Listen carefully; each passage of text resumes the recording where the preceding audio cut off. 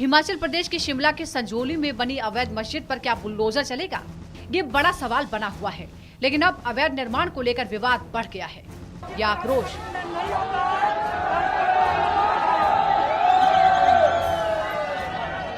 गुस्सा,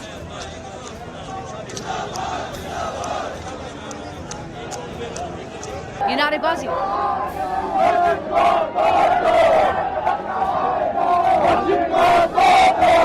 तस्वीरें हिमाचल प्रदेश के शिमला की है और इसकी जड़ में है संजौली की अवैध मस्जिद। मस्जिद में अवैध निर्माण को लेकर हंगामा बरपा है और इस मस्जिद पर बुलडोजर चलाने की मांग तेज हो गई है।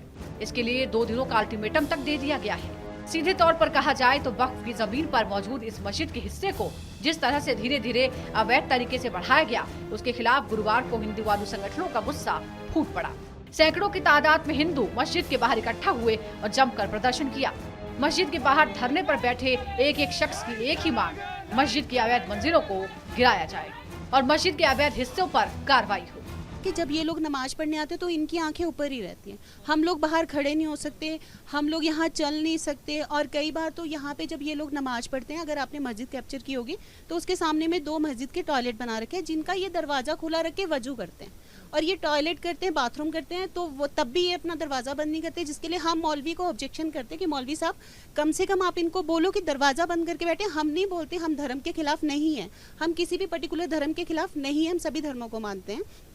बट ये लोग जो यहाँ पे करते हैं, दरवाजा खुला होकर वजू करते हैं, इनकी आंखें ऊपर रहती है, जो ऊपर छाबड़े वाले सारे बैठते हैं, ये लोग यहाँ पे इवन फ्लैश यूज करने, अगर इनको दिन में टॉयलेट जाना है बिना नमाज के भी ये यहीं आते हैं और ये लोग ऊपर ताका झाकी करते हैं। वो जो वेंडर भी होंगे लेकिन उन्हें वॉशरूम यूज करना है तो यहाँ आते हैं, गेट खुला रखते हैं। तो एक क्या कोई कमेंट भी कभी पास करते हैं? जी मैम, ऊपर देखते हैं, जब हम इनको बोलते हैं तो ये बोलते हैं आंखें हमारी है, तुम्हें क्या प्रॉब्लम है। ये लोग हमें ये रिवर्ट में जवाब देते हैं और कई बार तो हमारी इनसे हाथापाई भी हुई है, जो कि शायद आज तक हमने इनकी कई बार कंप्लेंट्स की है।